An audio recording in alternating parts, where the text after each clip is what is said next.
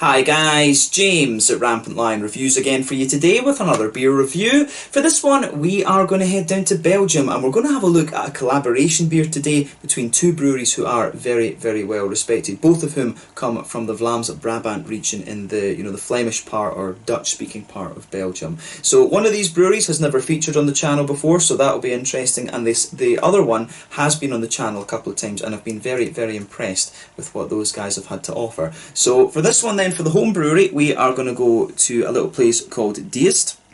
And we're having my first beer from Brouwerij Loterbol. So this one is their Tuverbol. It comes in at 11.5% ABV and it's a collaboration with Brouwerij Fonteinen, who come from Beersel, also in Vlaams-Brabant, as I said. They're describing this beer as a blend of the Loterbol Blonde, which I believe is a 6-degree beer, a 6% alcohol blonde beer, and it's blended basically with some of the dry Fonteinen Lambic, and then it undergoes a re-fermentation, a spontaneous re-fermentation in the bottle. But it comes in at 11.5% ABV, and I'm guessing that this beer might be some sort of sour trip ale kind of thing, but it's described as a strong Belgian blonde ale or something like this. So yeah, we got this beer here in Sweden through one of the Tuverbol assortments in March. I forget exactly when we got this one, but this was another Belgian brewery who I hadn't tried before, and I thought, let's feature these guys on the channel and see how we get on. Dry Fonteinen, of course, I did have before, but Tuverbol, this is their first appearance on the channel, as I mentioned.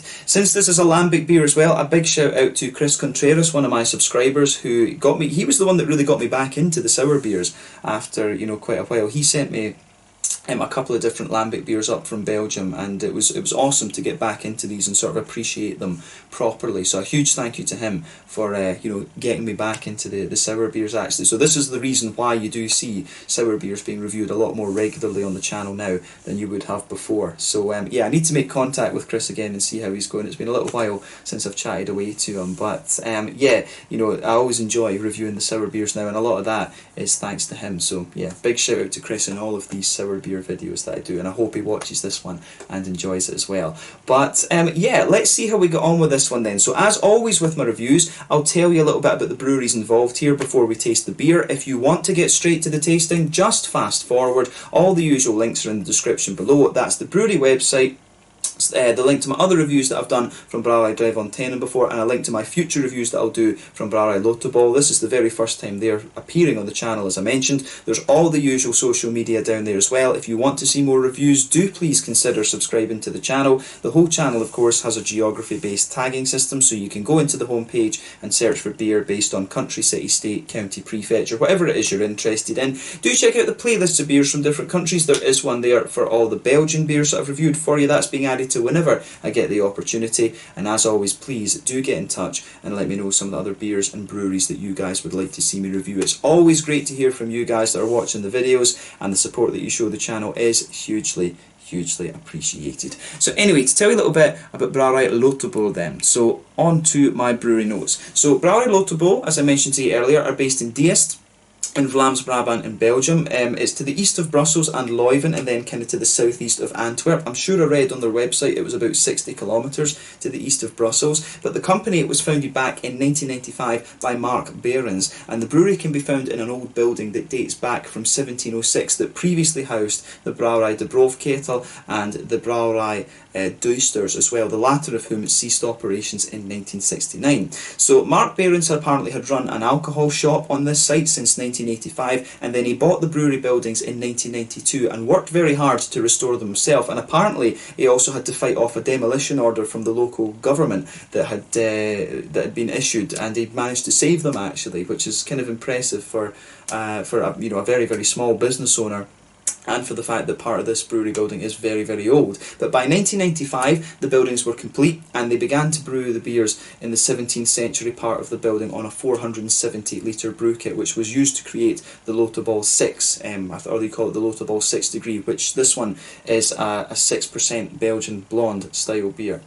But in 2002, they installed a larger brewing hall in the part of the building that dates from 1908, and the new brew kit that they have in there has a capacity of 2,800 litres of beer per brew, and this is what they use to brew the 8-degree beer. So yeah, quite impressive how they've sort of scaled up a little bit, but in the grand scheme of Belgian beer, they are still a very, very small brewery. So there's breweries all over the place in Belgium that you are just never going to, you're never going to hear about unless you actually go there, of course, or you come across it in, some kind of random place. But the name of this brewery is apparently derived from one of the nicknames of the local people of Diest, the Loterbollen. Apparently one of the meanings is that, people don't get stuck, and they can sort of move around a little bit, and the other one is that they're handsome and also very fun. So I think it's got a double meaning, the name Loterbollen. So yeah, kind of interesting that. But as of April 2020, when I'm filming this review for you, these guys have produced 15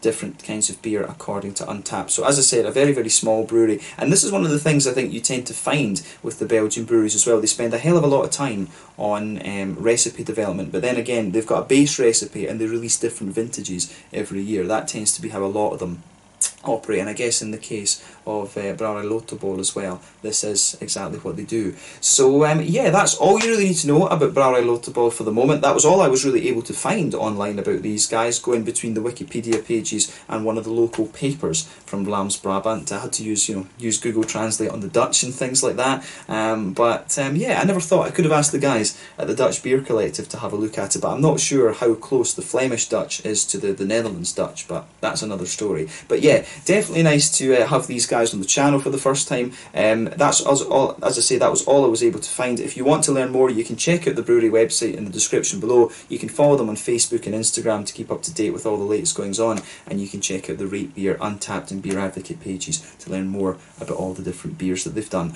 So yeah, let's go to the away brewery, in this case Brouwerij Fonteinen, who are pretty well known, I have to say. So as I mentioned to you earlier, Brouwerij Fonteinen can be found in Beersel in Vlaams-Brabant near Brussels.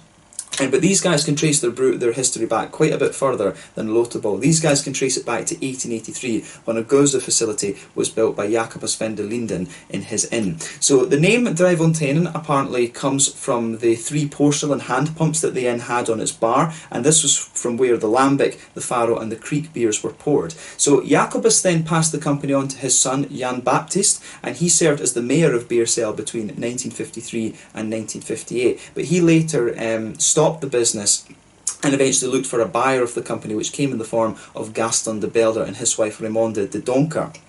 So under their guidance, the business did very, very well, and it enjoyed a 10-year expansion, which included the opening of a restaurant, and then they moved to their current location on Herman Tierlingplein, which is a street named after a famous Belgian writer who lived in Beersel from 1936. But then Gaston in turn passed on the brewery to his 2 sons Armand and Guido in 1982, and they later installed a 10 hectolitre brewery in 1998. In 2009 they stopped brewing for a period of 3 years until October of 2012, when the new brewery was completely up and running. But today these guys produce Geuze, Kriek and Lambic beers. The Lambic was first produced in 1999. And the Geuze apparently is blended using Lambic beers brewed by Boon, Girardin and Lindemans. This is quite often the case in Belgium. It's a nice way of them collaborating as well. When they make their own, when they make their own Geuze beers, they tend to bring in beers from other breweries as well, which is very, very nice. So there is a sort of, I don't know if you can call it quite underground, but within the Belgian beer scene there's a hell of a lot of collaboration and things going on between the traditional breweries, which is great. But this brewery is technically called a Goistekkerij, meaning that they blend Geuze beer by blending old and new lambics from other breweries. So technically it's Brouwerij Fonteinen Goistekkerij, or Fonteinen Goistekkerij, if you are trying to pronounce that. I've probably pronounced that horribly, because Dutch, it's actually, if you know German and you know Swedish, it surprises me how much you can read of it and understand, but to try and pronounce it I think is a little bit crazy. Danish is the other language that's like that. Danish I can read and understand and things like that, but it's very difficult to listen to and pick up that way. But Dutch is a little bit easier to listen to in my experience and understand. But yeah, that's pronunciations for you. But Brouwerij Fonteinen, these guys are very well respected and very well known. Probably one of the best known lambic breweries along with the likes of Boon and things like that as well. One of the bigger names when it comes to Belgian lambic beer with Cantillon, Boon and some of the other ones like Girardin and stuff. These guys are a little bit smaller actually, or less distributed in my experience. But yeah, that's all you really need to know about Brouwerij Fonteinen just now. You know, Chris that I mentioned earlier, he sent me a couple of the Dry Fonteinen beers, which were very, very nice. So yeah, as I say, my whole love of the kind of lambic beers, or my reinvigorated love, rediscovered love, whatever you want to call it, was thanks to Chris. So yeah, it's definitely cool to always give him a mention when we do these beers. It's nice how the channel kind of does these things. You get followers who recommend things to you, and then it really just sends you off in another, a completely different direction. But yeah, if you want to learn more about Brouwerij Fonteinen, you can check out the brewery website in the description below. You can follow them on Facebook and Instagram to keep up to date with all the latest goings on, and you can check out the Rate Beer, Untappd and Beer Advocate pages to learn more about all the different beers that these guys have done. They've done a pretty impressive amount, I have to say. Whether Untappd is accurate in terms of its number, who knows, because this brewery have been around since way before Untappd actually existed. So yeah, let's get this guy out then, and we'll get on with the tasting. As you can see, the artwork on this one is fairly kind of straightforward. You can see that on the bottle there, it does have the things in French and in Flemish Dutch as well, which is pretty cool. Belgium, of course, is mainly a dual language country, but you do have a German speaking region as well. I think there's only about 40 or 50,000 people in the German speaking region in the east. I forget what it's called actually. Yeah, so you've got Wallonie and Vlaanderen are the two different main regions of Belgium, I guess you could say. But it says on the back here that this one is a blend of Loterbol Blonde, which I believe is their 6-degree beer, and Dry Fonteinen Lambic, and it undergoes spontaneous re-fermentation in the bottle, non-filtered and non-pasteurised. So yeah, we got this one through the Tuverbol assortment sometime in March. I don't know whether this was the one on the 3rd or whether it was the one on the 24th of March, but it came in March of 2020 to Systembolaget here anyway. But there you can see on the back, there is the symbol for Brouwerij Loterbol. You can see the guy there almost dressed up like a little bit of a jester. And there you can see there is Brouwerij, let me just move that, Brouwerij Fonteinen, named after the 3 porcelain beer taps on the inn's bar actually, and they also have the little, I forget what you call this metal thing actually, it's gone right on my head, but they've got the little thing on the cork protector up there as well. But yeah, an 11.5% beer, this one, 375 millilitres. I don't know what I paid for this one. I've got a feeling this one might have been like 100 or 120 Swedish crowns, so that is like, you know, that's about £10, €12, something like that. And I mean, obviously in Belgium you're going to pay, I'm sure Chris told me you would pay about €8 or €9 for a bottle of beer like this, something like that. But of course when it's an import, you know, you are going to pay a little bit more. There we go. Ooh, didn't expect the bang. But yeah, nice. Okay, so let's get this guy out then, and we will get on with the tasting. I think this would be really nice. An 11.5% blend of a blonde beer and a lambic. Should be really cool. Let's get this guy out into the glass. You always just have to be careful with these beers, because they can get very excited when you're pouring them. So the key is just pour them slowly and let the head kind of firmly establish itself. There we go.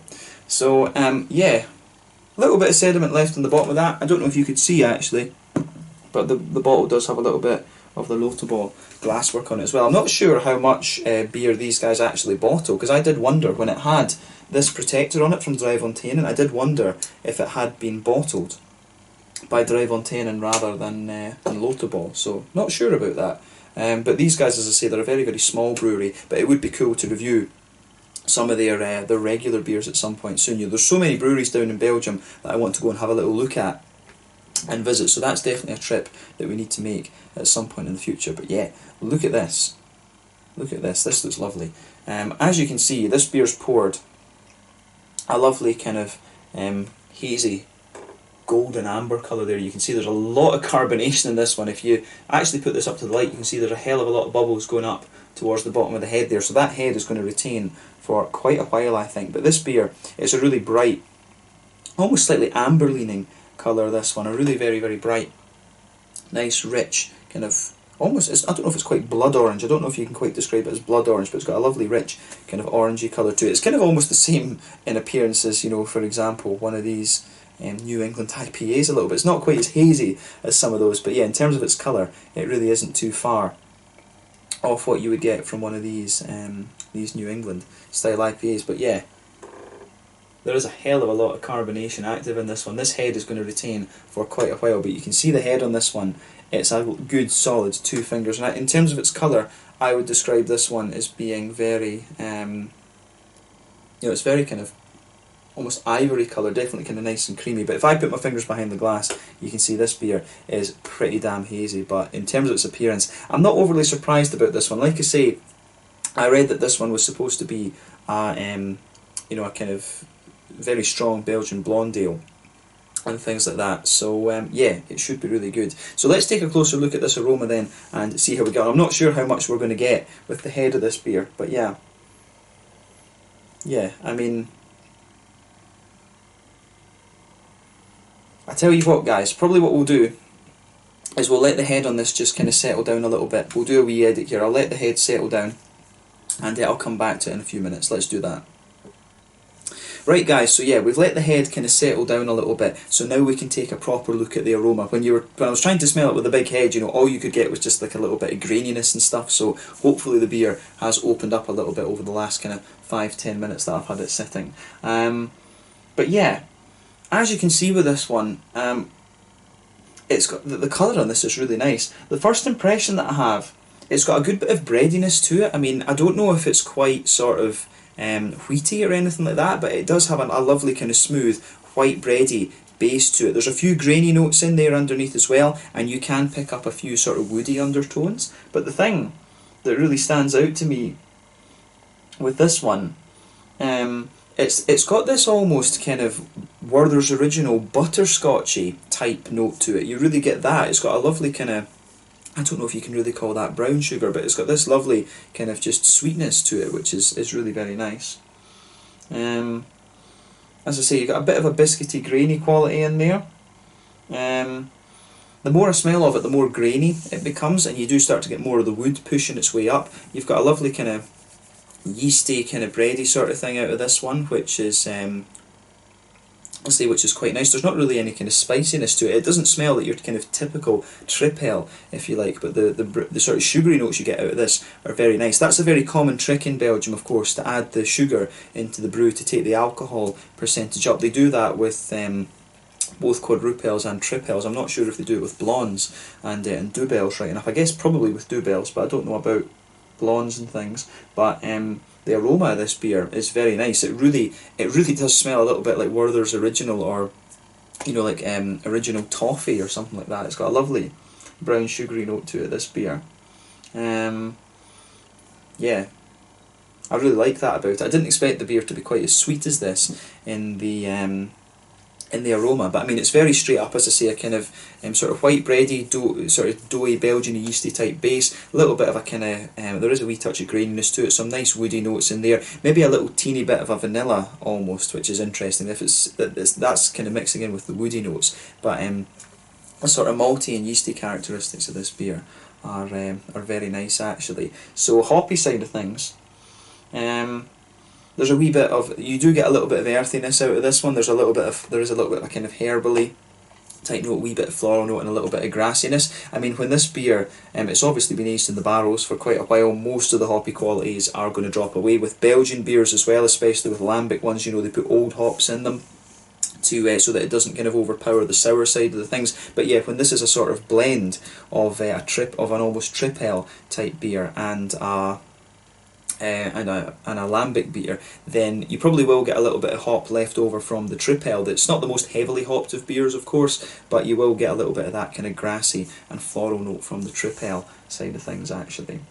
But in terms of the aroma and the soury side of things, this is nice. I mean, you do get a little bit of a kind of, on the fruity side of it, you get a little bit of a kind of slightly peary ester. It's almost a little bit gooseberry-like in some ways as well, actually. It's got that very soft kind of gooseberry type quality to it.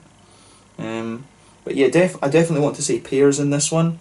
A little bit of there's maybe a wee teeny bit of a very light apricot note to this. and also just a wee bit of a kind of gooseberry note. But when you sugar the beer up a little bit, you can start to detect some of the kind of citricy elements of it, that really sharp, tart, lemony citric thing. You really start to get that out of this beer, which is very, very nice.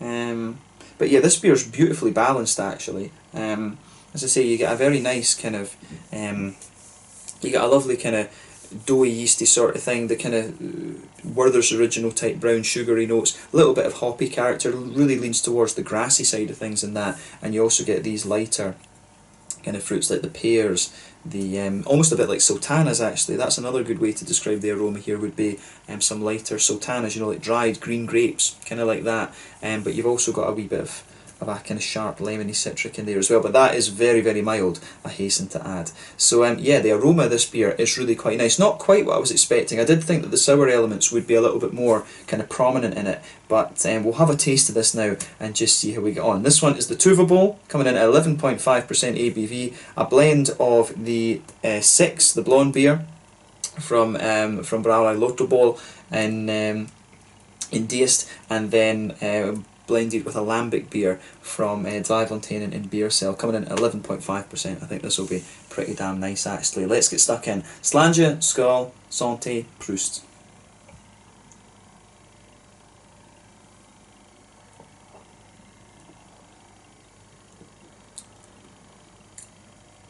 Yeah. That's very nice actually. I've just got it at the right temperature as well, which is great. Yeah, this is a beer like it's one of these ones that really opens up very nicely on the tongue. As I've told you before, when it comes to lambic beers and stuff, I've never found these beers to be the most complex of things actually. It's, for me, the lambic beers, the thing that makes a good lambic beer is all about how it comes in, gives you the sharpness, and then the transition it makes to the kind of smooth and sweet side of things. For me, that's what a lambic beer is all about. But I have to admit, I really, really like this one. They've got a lovely balance here between a little sourness in the beginning and then everything you'd expect of a tripel. You know, that you go into the aftertaste. I'm saying tripel. Tripel, of course, is the Abbey style of beer, but this one, I guess, technically you have to say it's a strong Belgian golden ale, I guess, because it isn't it is not a lambic beer. So I think that's the technical thing. Let me know in the comment section below about that. But I will say this is an awesome beer. So big thumbs up to both Loterbol and Fonteinen for this one. Both breweries have done a very nice job here, and I certainly wouldn't hesitate to drink this again. And this is a very nice introduction to Loterbol and a nice return to Fonteinen as well. So yeah, lovely stuff. If you get the chance to try this one, I recommend that you do it. It is a bit more pricey, but you know, then again, you are going to pay more for lambic beers because of the aging and all of this sort of thing, and then it is an export beer as well. You know, unless you're actually in Belgium, you're going to pay a little bit more for these, but they are worth it. It's nice as a treat, definitely.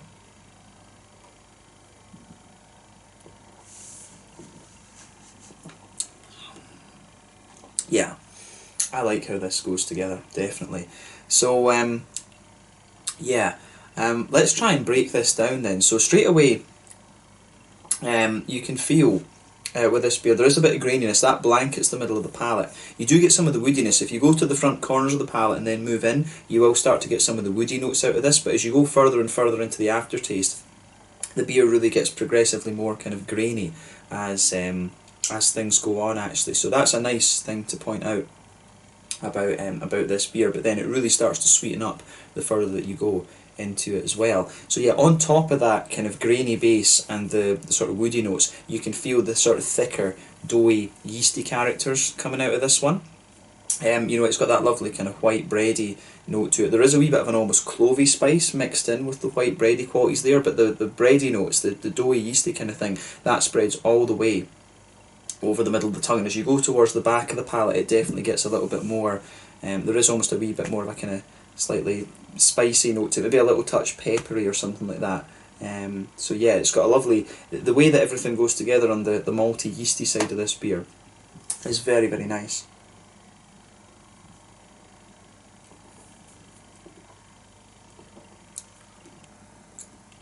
For 11.5% as well, it's pretty damn easy to drink. Why, yeah, and it's the lightness of the mouthfeel too. I mean, when it's, obviously with a sour beer, it has been aged a little bit, so that will take the mouthfeel down a little bit. and it will sort of, you know, lighten it up almost. But yeah, the malty side of this and the yeasty side of things, everything just goes together really very nicely. And these types of beers, they are quite subtle in a lot of their flavours, and it is just about these very kind of small elements. But I do find this one a little touch more spicy towards the back of the palate. But as I say, if you come further forward, you can feel the doughy yeasty notes just sort of forming in the middle of the palate, and then in that very centre of the tongue, that's where you get some of the nice kind of sugary notes out of this one. So the sugary notes are a bit different from the kind of Werther's original notes that you pick up in the aroma, but there is an element of that there.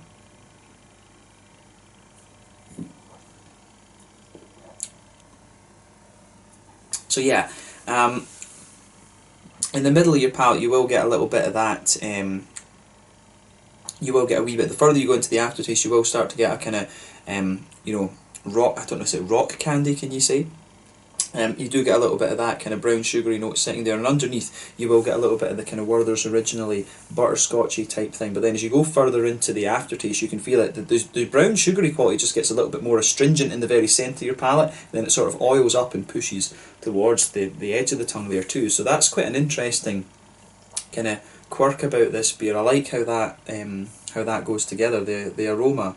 Oh, no, sorry, the flavour of this beer. I always do that, I always mix up the word flavour and aroma when I'm doing these videos. But the way everything goes together in this, I think, is really pretty nice actually. So big thumbs up to Loterbol and Fonteinen for this. They've pulled off a very nice beer in my mind.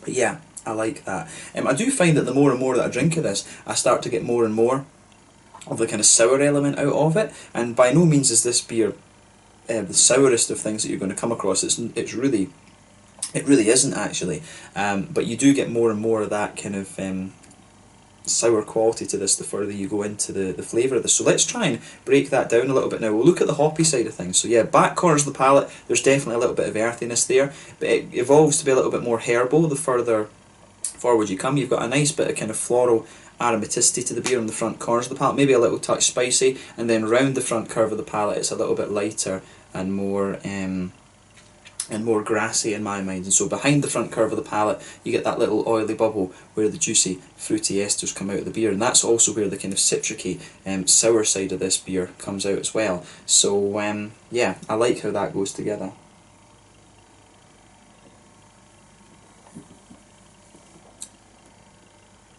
So yeah, behind the very front tip of the tongue you'll get that wetness, that little kind of citricy wetness as you take the beer in.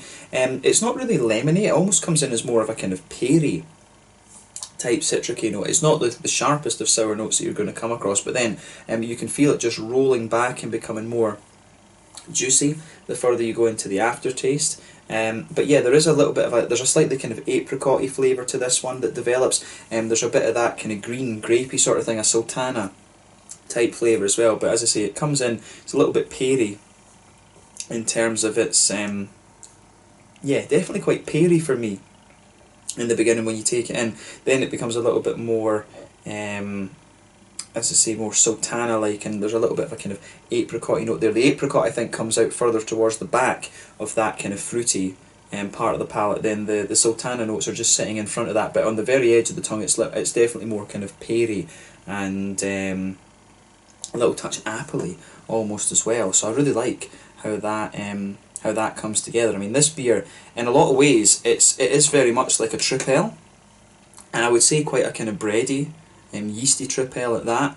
And it's just got a little element of a kind of sour edge to it too, which is quite nice. So the fruits come out and they're just a little bit kind of more sharp, if that makes sense. The fruity side of this beer is just a little bit more sharp than you'd expect from a normal trip ale, and it doesn't feel as well, the mouthfeel is a bit different. It doesn't quite feel as oily as you know, as a normal trip ale can. So this is a really interesting one. This is one of these beers that does make me think a little bit, and I like reviews like this where I do have to think a little bit about what's going on. So yeah, let's look at the mouthfeel of this one then. So in terms of that,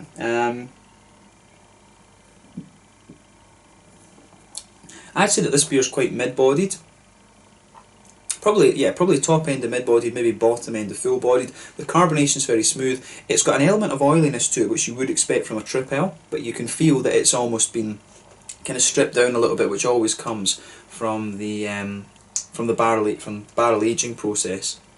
Barrel aging always makes the mouthfeel of a beer just feel that little bit lighter, actually, in my mind. But yeah, it does have, it's not quite as thick as you'd normally get from a trip ale, actually, but it does work for the beer. It helps bring out some of the more soury, fruity aspects of the beer too. But in terms of that, I'd say overall it's quite a smooth mouthfeel, a little bit of wetness, as I say. The hoppy bitterness side of things, I think you're talking about maybe 15 or 20 IBUs out of this one. It's very, very light, probably neither 15, to be honest with you. Malt base, like I say, and yeasty side of things, quite bready and thick, a little bit of spice towards the back of the palate. There is a bit of dryness there. But then at the front of the palate you do get a little bit of the dryness from the sour side of things too, but it's quite wet, a little bit sharp in the beginning, and it just juices up quite nicely as you go further and further into that aftertaste. But like I said, this is a really, really quirky beer, and I'm glad that I picked this one up. It was a little bit more pricey, but I just kind of thought, you know, this is a Belgian brewer that I haven't tried before. When I bought this beer, I actually didn't realise it was a collaboration with Fonteinen, but it turned out to be a really nice purchase, this one. As I say, I think 100 crowns or 120 crowns, so £10, €12, something like that. So yeah, don't regret buying this one at all. Definitely nice to try another beer, another sort of lambic-y type beer for you, and hopefully you'll see more of these on the channel soon. Hopefully we can get hold of a few of the Loterbol beers to review for you at some time soon as well. But yeah, let's leave it at that for this one. This one is the Tuverbol, a lovely, very slightly sour kind of trip ale type beer. As I say, I don't know if you can really term it that because it's not an abbey beer, but a really nice, almost slightly sour trip ale style beer, I guess you could say, from Brouwerij Loterbol in Diest, brewed in collaboration with Brouwerij Fonteinen from Beersel, both of whom are in Vlaams-Brabant in the north of Belgium. Really cool to review this one, and I hope you guys have enjoyed my take on this beer as well. Let's leave it at that. Once again, thank you for watching my beer reviews. Until the next time, please like, subscribe, share, all the usual YouTube stuff. Let me know your own thoughts on this beer in the comment section below. Let me know what your favourite beers are from Brouwerij Loterbol and from Brouwerij Fonteinen as well. Hopefully you can see both of those guys feature on the channel at some point again soon, and I hope you've enjoyed this video, and I'll catch you guys later. Slàinte, skål, Santé, Prost. Make sure you check out the Tuverbol from Loterbol and Fonteinen in Vlaams-Brabant, Belgium. Cheers.